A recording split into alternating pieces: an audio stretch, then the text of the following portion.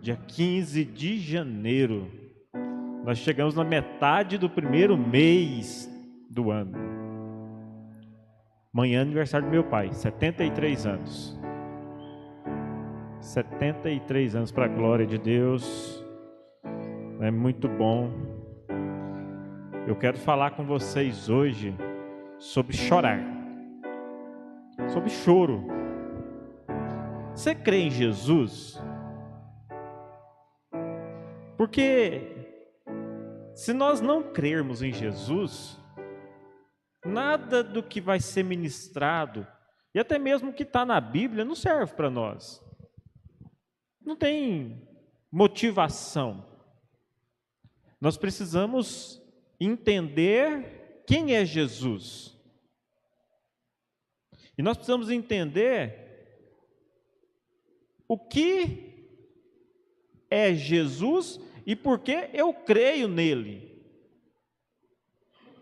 Porque para mim falar para você, não chores, não chore mais, simplesmente para dizer para você, ó, engole esse choro, não vai adiantar.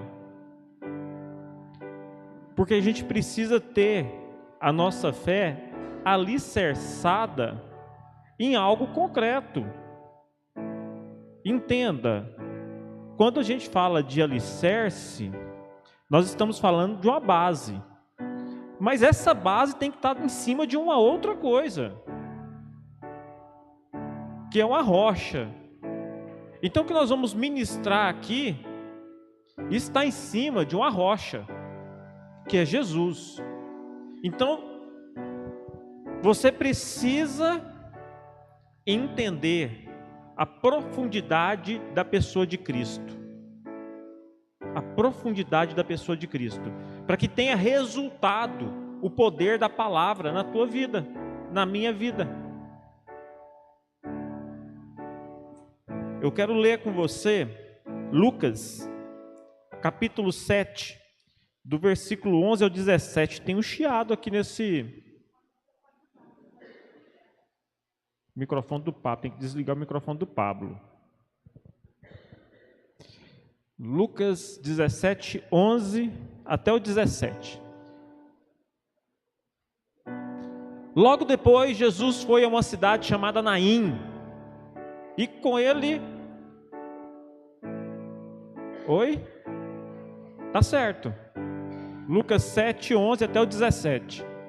Logo depois, Jesus foi a uma cidade chamada Naim. E com ele iam os seus discípulos. E uma grande multidão. Ao se aproximar da porta da cidade, estava saindo o enterro do filho único de uma mulher, ou de uma viúva, e uma grande multidão da cidade estava com ela. Ao vê-la, o Senhor compadeceu dela e disse: não chore. Depois aproximou-se, tocou no caixão, e os que carregavam pararam. Jesus disse: jovem, eu digo, levante-se. O jovem sentou-se e começou a conversar, e Jesus o entregou à sua mãe. Todos ficaram cheios de temor e louvavam a Deus. Um grande profeta se levantou dentre nós. Diziam eles: Deus interveio em favor do seu povo. Essas notícias sobre Jesus espalharam-se por toda a Judéia e região circunvizinhas. Feche seus olhos, vamos orar. Pai, que a tua palavra bendita, poderosa, ela possa ser viva, porque ela é viva, mas que ela possa vir de encontro aos anseios da nossa alma, do nosso coração, e produza fruto dentro de nós. Que nós não saiamos daqui da mesma forma que chegamos, mas que o Senhor possa promover em nós mudanças reais, mudanças que vão mexer nas nossas raízes, nas nossas crenças, naquilo que nós temos como certo, mas que somente a tua verdade pode transformar e mudar. Que a tua palavra nesse momento, Pai, possa penetrar aos nossos corações, Que os nossos corações, Deus, possam estar como terra fértil, prontos para receber da Tua poderosa palavra. E assim nós oramos, agradecidos ao Senhor, em nome de Jesus. Amém. O versículo 13 diz: ao vê-la, o Senhor se compadeceu dela e disse: não chore, não chore. Eu não sei qual a situação da sua vida, ou qual situação você já passou, está passando ou vai passar. De muitos eu não sei, alguns a gente acompanha de perto, mas de outros não. O detalhe é que Jesus não conhecia aquela mulher. Jesus não precisa de conhecer alguém para se compadecer, mas Ele conhece você. Ele me conhece, porque somos filhos. Tem um escritor cristão chamado Max Lucado, aonde em um dos seus livros ele fala assim: as mesmas mãos que foram em agonia quando os pregos romanos atravessaram, irão algum dia limpar sua face e acabar com as lágrimas para sempre. As mesmas mãos que estavam sendo crucificadas, elas foram também as mãos que serão usadas para poder limpar todas as lágrimas dos nossos olhos. Por isso nós precisamos crer no poder de Jesus, que Jesus, Ele é Deus sobre as nossas vidas, da mesma forma que esse exemplo, olha querido, Jesus naquele tempo, Ele atuava localmente. Jesus naquele tempo, Ele tinha que andar para ver a necessidade do povo. Agora, Jesus, Ele não precisa mais se locomover. Por quê? Porque agora Ele está na sua plenitude de Deus. E Ele consegue entrar em contato conosco porque Ele é Deus. Para Ele se compadecer das minhas, das suas lágrimas, não necessita de ter um encontro ocasional, um esbarrão. Estava vindo o enterro e Jesus estava indo. Não tem mais necessidade. Por que você acha que Jesus não iria compadecer de você? Por que não iria?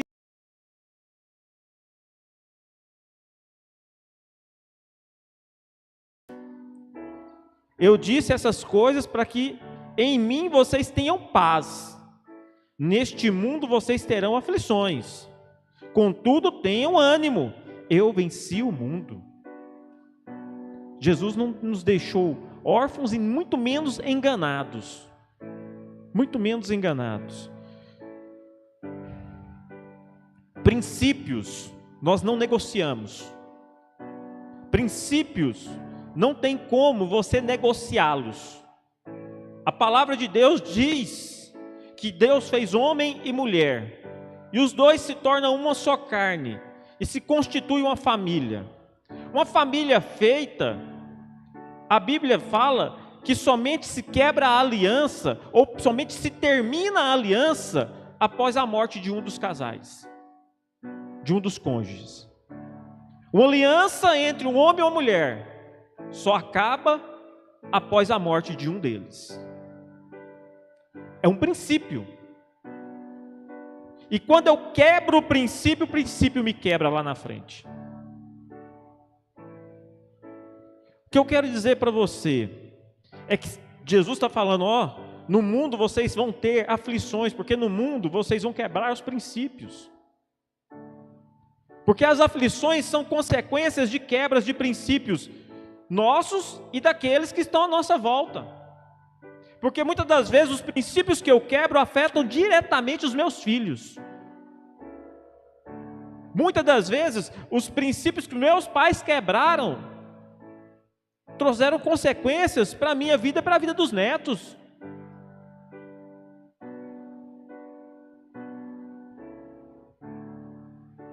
Às vezes a pessoa pensa, é a minha vida, eu faço o que eu quero dela. Mero engano, não é sua vida, a sua vida é a vida daqueles que estão à sua volta e daqueles que virão. Daqueles que virão.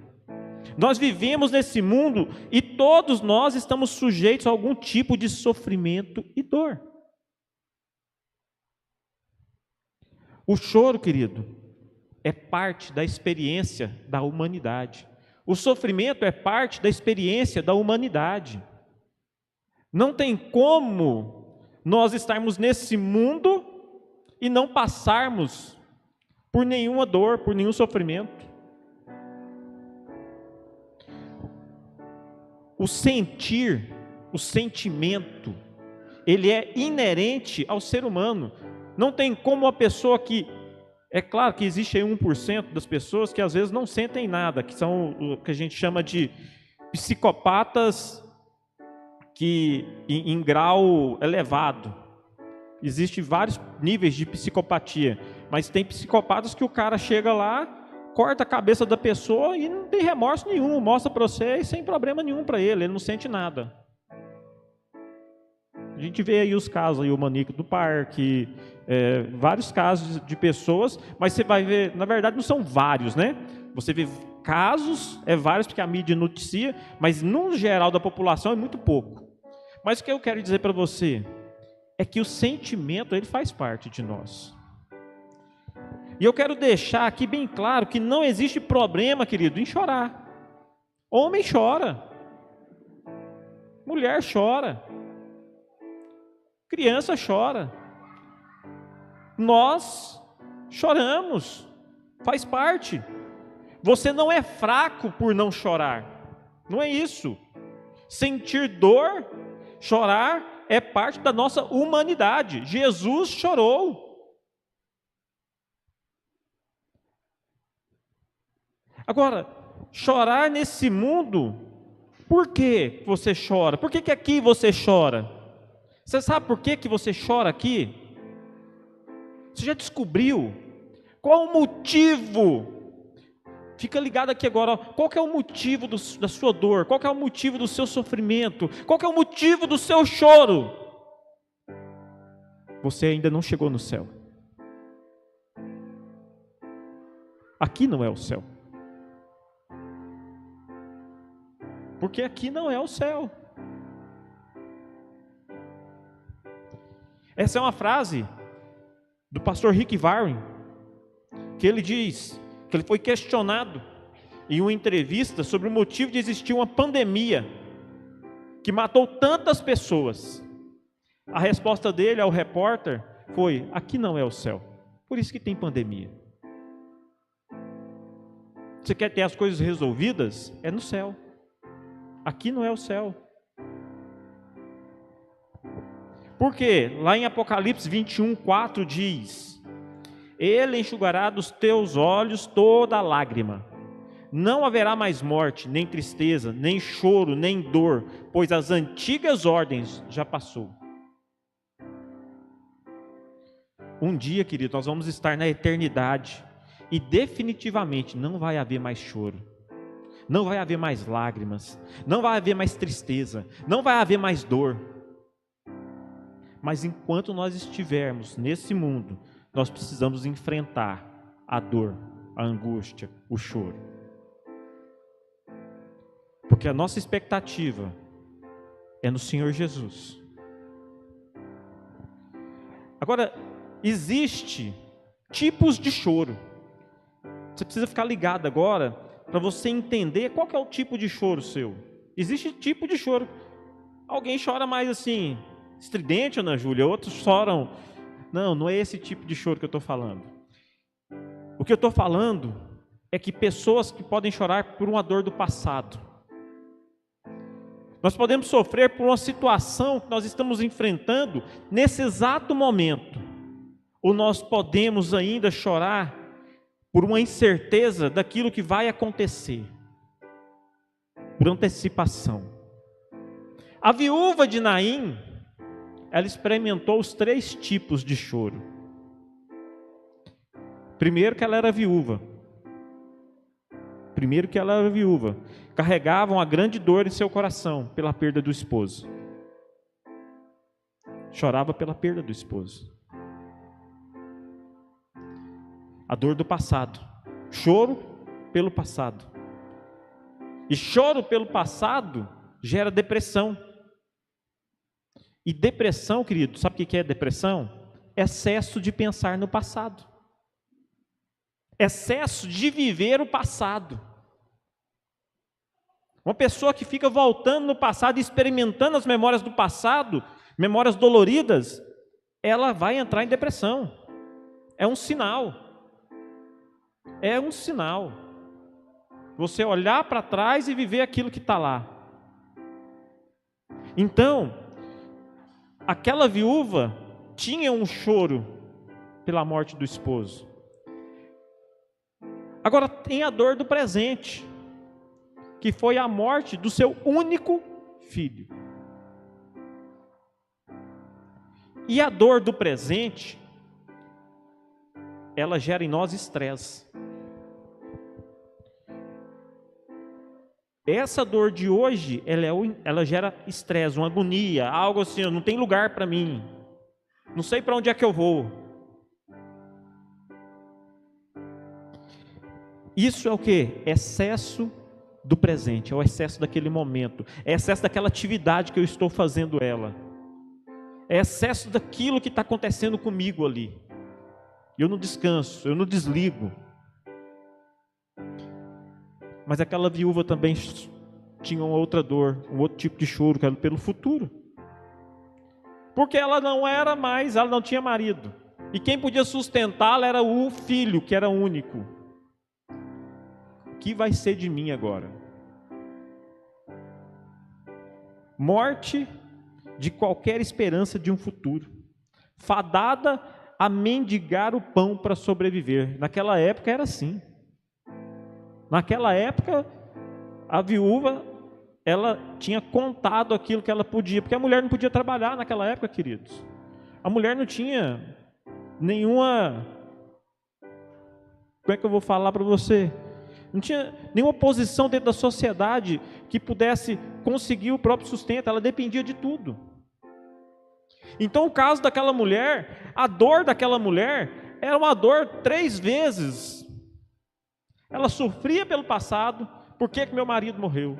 Ela sofria no presente, agora o meu filho morreu. Ela sofria no futuro, o que vai ser de mim, sem marido e sem meu filho? Ela tinha motivo para chorar. Ela tinha motivo para chorar. Do que você sofre hoje? Do que você está sofrendo hoje? Do passado? Do presente ou do futuro? Você sofre por aquilo que você não fez, que se foi? Você sofre por aquilo que está acontecendo hoje? Ou você sofre por aquilo que vai advir na sua vida? O que apavora você neste dia? O passado, o seu presente ou o seu futuro? O que te apavora? Talvez você se sinta como essa mulher no meio da multidão, porque ela estava no meio da multidão, mas totalmente aflita. Você está aqui no meio da igreja, às vezes você está no trabalho, você está no mundo, cheio de gente, mas se sente só, com essa dor aí dentro. Ninguém me compreende, ninguém me aceita, se sente só. Tem várias pessoas desse jeito, queridos. E o seu choro passa despercebido em sua casa, na sua família, na multidão. Porque todo mundo correndo. Todo mundo correndo. Todo mundo. Mas hoje existe alguém que se compadece das tuas lágrimas. Existe uma pessoa que dos altos céus olha para a tua dor e quer te ajudar. Por isso que eu falei que você precisa crer e entender quem é Jesus. quem é Jesus. Porque o mesmo homem que é Deus, viveu aqui, se compadeceu da mulher, da viúva, por que ele não vai se compadecer de você? O que você tem que você é melhor do que aquela viúva para ele não se compadecer de você? Você entendeu o que eu falei? O que você tem de melhor que a viúva? Porque se você tiver algo melhor do que a da viúva, você não precisa de nada de compadecimento. Então, se a sua dor é dor, Jesus também se compadece dela. E Jesus está vivo. Jesus não está morto dentro de um túmulo. A pedra foi removida. Jesus saiu. Ele ressuscitou. E ele continua atuando hoje na igreja. Ele é o mesmo. Daquela época de Naim, lá da viúva. Ele é o mesmo, ele não mudou. Hoje Jesus está entrando na sua cidade de morte, de desesperança, de angústia, de pranto, para transformar em um lugar formoso, um lugar de consolo. Você sabia que Naim significa lugar de formosura, de aldeia de consolo? A palavra Naim significa isso, lugar de tranquilidade. Aquela mulher estava saindo de Naim, mas Jesus chegou para dizer: não chore, não chore mais. E Jesus trouxe ela de volta a Naim, ou seja, Jesus levou ela de volta para ser consolada. Não chore mais. Para receber o consolo em seu coração, querido, eu tenho então 4 coisas para falar para você. Para receber o consolo em seu coração. Primeira coisa, creia que Jesus está olhando para você. Creia que Jesus está olhando para você.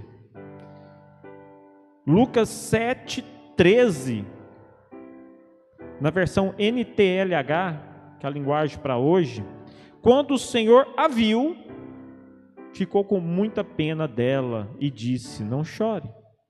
Quando o Senhor a viu, e naquela época Jesus estava limitado a ver pela sua humanidade, e hoje ele não é limitado a enxergar, porque ele não está mais em um corpo humano, mas ele tem agora um corpo ressurreto, que alcança toda a terra, que alcança todo o universo, que alcança cada um de nós. Hoje não tem mais limitação para Jesus nos alcançar. E talvez você se sinta sozinho ou perdido no meio aqui da multidão, mas eu preciso que você creia que o Senhor Jesus vê você aonde você estiver. Provérbios 15:3 diz assim: diz que os olhos do Senhor estão em todo lugar. Os olhos do Senhor estão em toda parte, observando atentamente os maus e os bons. Davi, no Salmo 139, versículos 7-8, diz, Salmo 139, para onde poderei eu escapar do teu espírito? Para onde poderia fugir da tua presença? Se eu subir aos céus, lá está. Se eu fizer a minha cama na sepultura, também lá estás. Deus está em todo lugar. E o versículo 16, Davi declara: os teus olhos viram o meu embrião, todos os dias determinados para mim foram escritos no teu livro, antes de qualquer um deles existir. Jesus vê você em todo o tempo e em qualquer lugar. Não importa o teu passado, não importa o que está acontecendo agora e não importa o teu futuro. Isso não é empecilho para Jesus te enxergar. Não é empecilho. E como é precioso quando nós damos conta que o Senhor está nos vendo no meio da multidão. Como é precioso. E eu digo mais, Jesus também vê as suas lágrimas. Jesus vê e sente também as suas dores e se compadece. O Salmo 56, versículo 8, diz assim: registra tu mesmo o meu lamento, recolhe as minhas lágrimas em teu odre. Acaso não estão anotadas em teu livro? Próprio Deus colhe as nossas lágrimas. As suas lágrimas não são ignoradas. O teu sofrimento não é ignorado. A tua dor não é ignorada. Jesus está olhando para a tua dor. Ela está sendo anotada. O teu sofrimento está sendo registrado.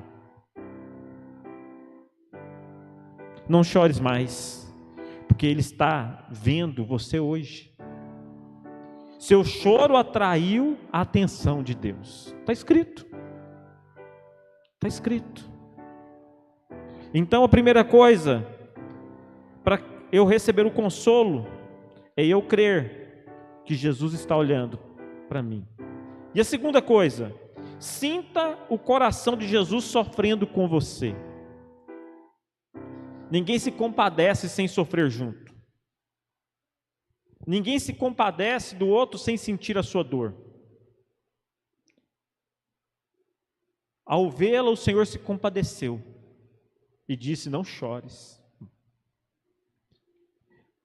E vendo-a, o Senhor moveu-se de íntima compaixão por ela e disse: não chores. Na outra versão, eu não sei se você sabe, mas a palavra compadecer, lá do grego, ela tem a ver com intestino, que era o lugar das mais fortes emoções. Sabe quando dá frio na barriga, né?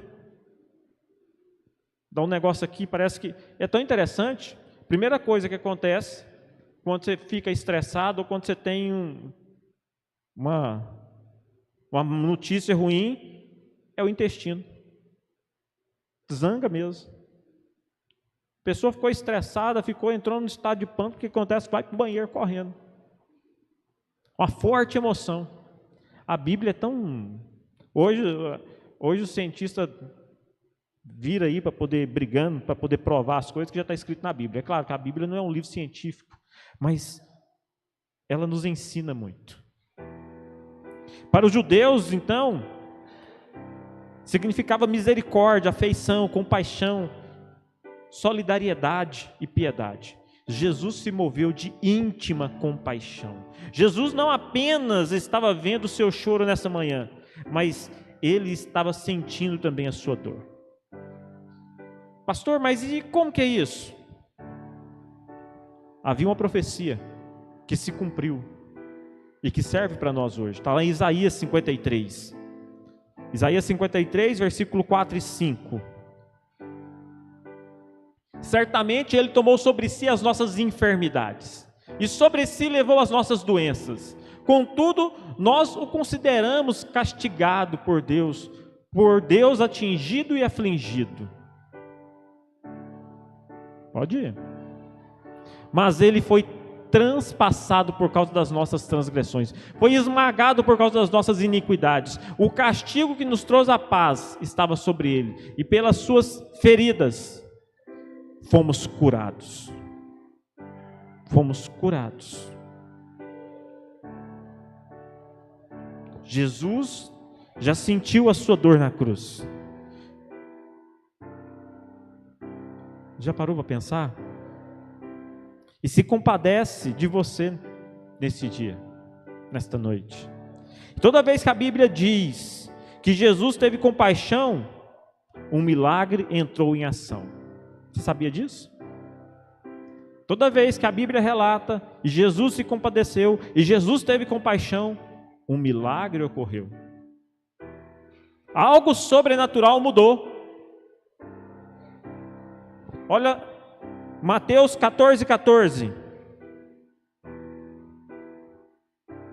Vamos lá, Murilo. Quando Jesus saiu do barco e viu tão grande multidão, teve compaixão deles e curou os seus doentes. Jesus teve compaixão e houve provisão. Olha o que está lá em Mateus 15, 32.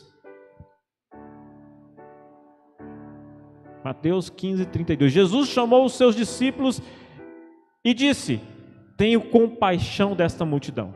Já faz 3 dias que eles estão comigo e nada têm para comer. Não quero mandá-los embora com fome, porque podem desfalecer no caminho. E houve a multiplicação dos pães e dos peixes. Jesus tem compaixão. E a multiplicação, a provisão. Jesus tem compaixão e também a purificação. Marcos 1, 41. Marcos 1, 41.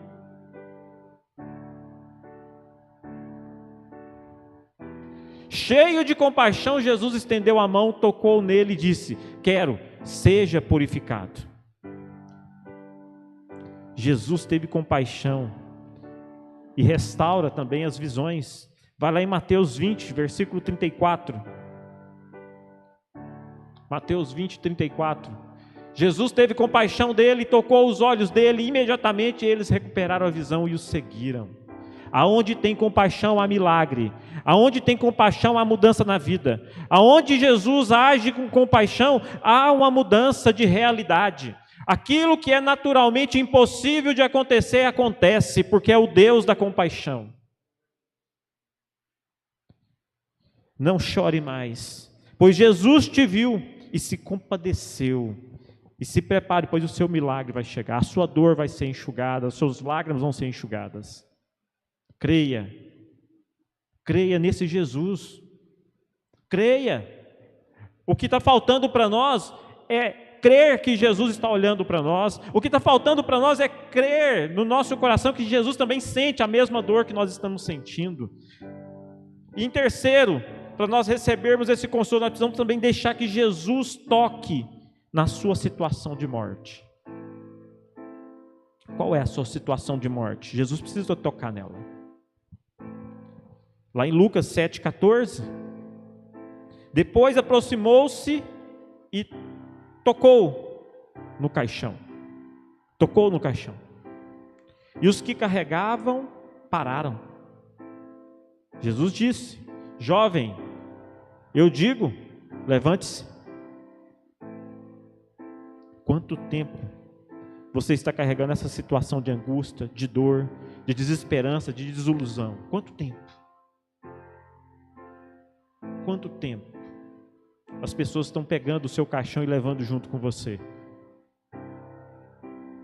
Quanto tempo estão em procissão rumo ao lugar da sepultura? Quanto tempo? Chegou a hora então de parar.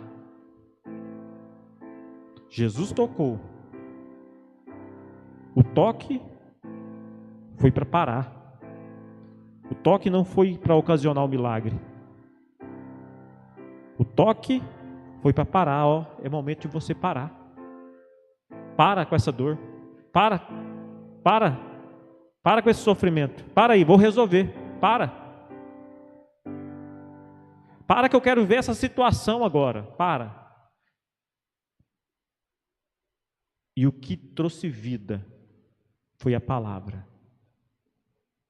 E Jesus disse ao jovem: levanta-te. A palavra é que traz vida para as nossas vidas. É essa palavra que liberta, que cura, que restaura. É igual o Gilberto falando aqui. Não entendo crente que não lê a palavra. Quer ter mudança de vida, mas não quer ler a palavra. Quer ter uma vida próspera, mas não lê a palavra. Agora, ô Gilberto, eu acho que nós não temos mais nenhum artifício para ajudar. Porque nós temos um aplicativo onde ele nos disponibiliza lá as leituras do dia, e para mim não esquecer, ele deixa lá a leitura e eu marco qual que eu li e para mim ler no próximo dia, e eu vou conseguir ler a Bíblia toda em um ano. Quem nunca leu a Bíblia em um ano, esse aplicativo vai providenciar, vai proporcionar para a tua vida uma riqueza tão grande de palavra.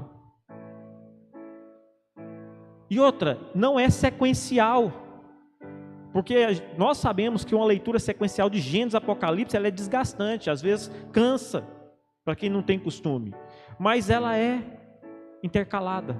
Então, queridos, a palavra é que tem poder para nos curar, a palavra é que nos ressuscita. Então você precisa crer, Jesus está olhando, você precisa crer, Jesus está sentindo a sua dor, mas você também precisa deixar Jesus tocar na morte, no que está causando morte na tua vida.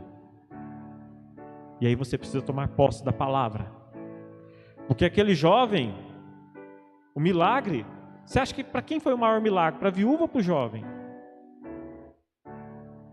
Jesus fez o milagre por causa da viúva ou por causa do jovem? Por causa da viúva. O milagre só ocorreu por causa da mãe. E quem foi o beneficiado? Ambos. Ambos foram beneficiados. Olha o que é a intercessão.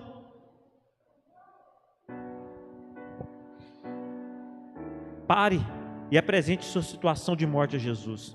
Pare e apresente a sua impossibilidade a Jesus.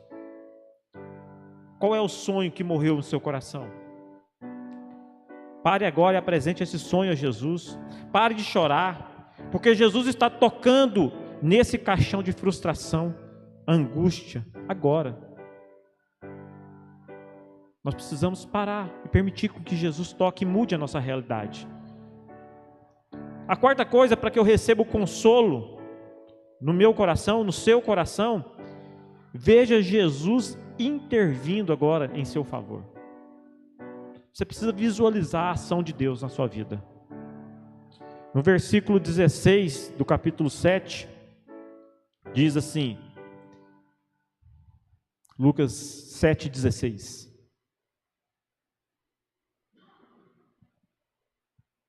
Todos ficaram cheios de temor e louvaram a Deus. Um grande profeta se levantou dentre nós. Diziam eles, Deus interveio em favor do seu povo. Porque a dor não era também só da mãe, era do povo. Ele tinha amigos. A mãe tinha amigas, tinha amigos, sofrendo junto.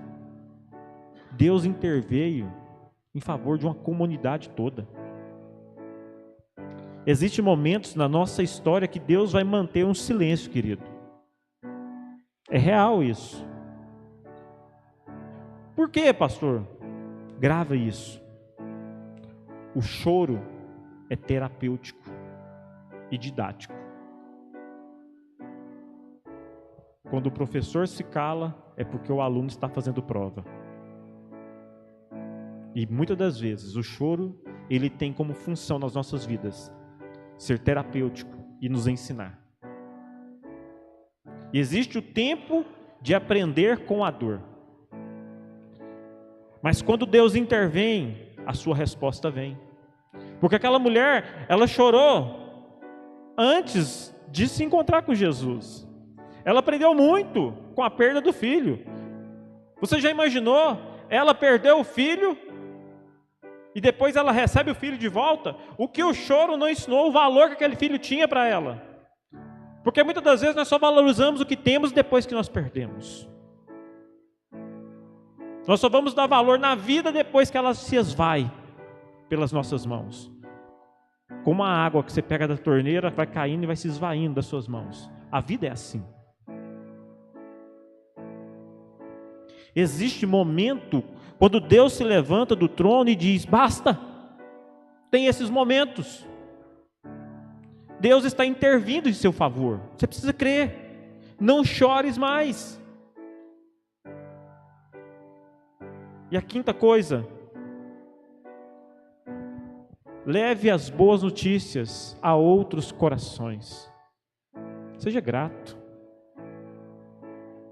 Seja grato. Lucas 7:17. Essas notícias sobre Jesus espalharam-se por toda a Judeia e regiões circunvizinhas. As nossas lágrimas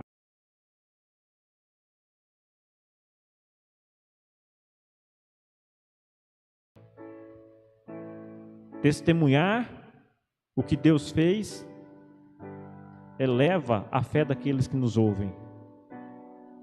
Testemunhar das grandezas de Deus na minha vida levanta a fé do que estava sem fé.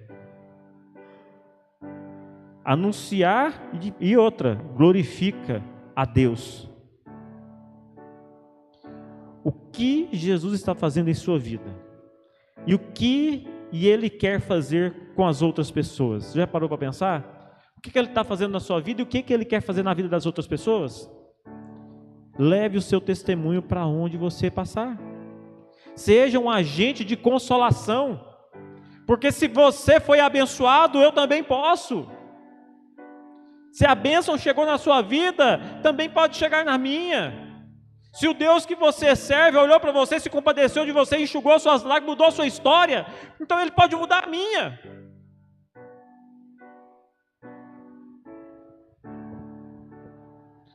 Para nós caminharmos para o fim, 2 Coríntios, capítulo 1,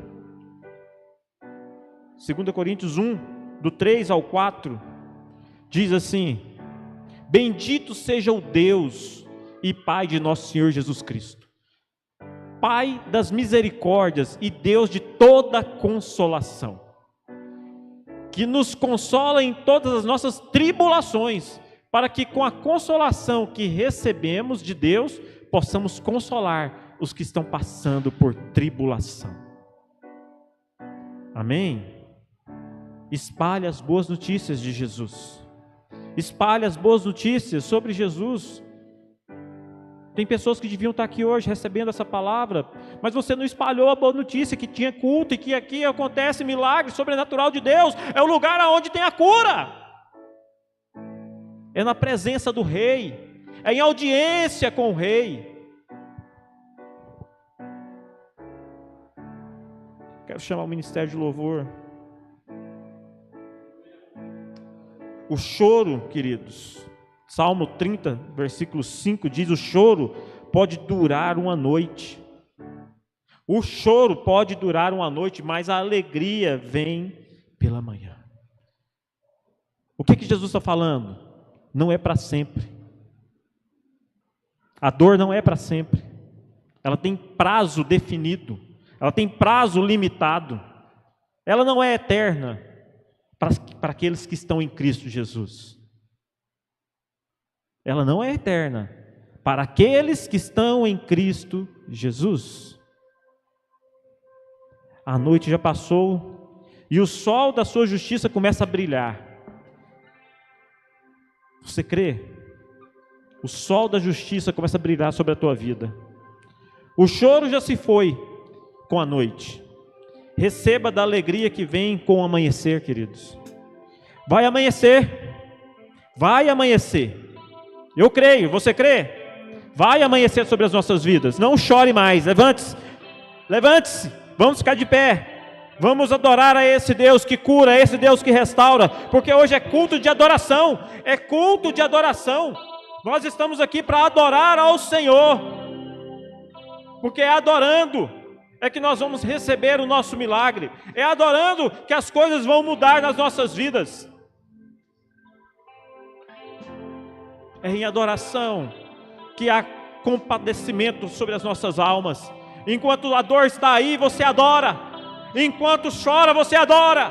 Enquanto as coisas não saem do jeito que você quer, você adora. Porque é na adoração que Deus vai olhar para você. É na adoração que Ele vai se compadecer de você. É na adoração que você vai ter um milagre e Ele vai tocar na tua vida.